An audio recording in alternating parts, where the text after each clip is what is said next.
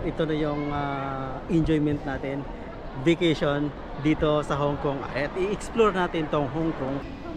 Andito kami ngayon sa Mactan Cebu International Airport at hinihintay namin yun yung flight naman namin papunta ng Hong Kong.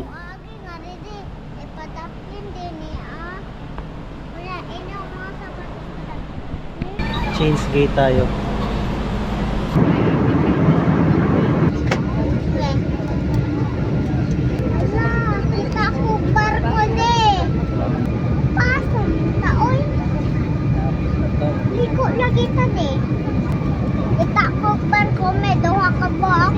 Wow, really cool. Hello everyone, we have just landed at Hong Kong International Airport. Cebu Pacific welcomes you to Hong Kong.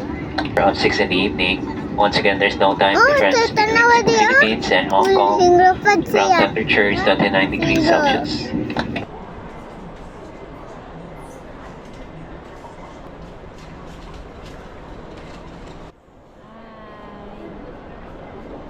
Sa ngayon mga kasibog, tayo nakarating nga tayo dito sa Hong Kong. Nakapagpapalit na rin kami ng aming cash na maliit para ito'y hindi tayo mahirapan kung sakaling may bibilhin tayo. Pero ito'y ginagamit din namin.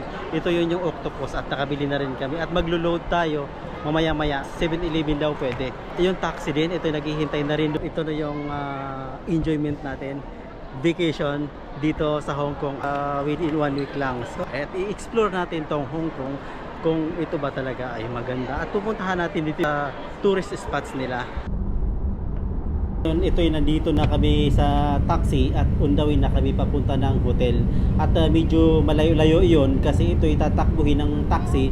Ito'y hanggang 45 minutes mula ng airport.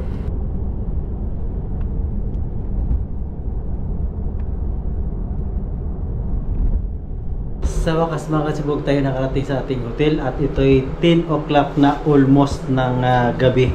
Wow. Ito'y may dala kaming pagkain at take out namin dito kaganina. Ayan, ito lang. Galing pa to ng Cebu.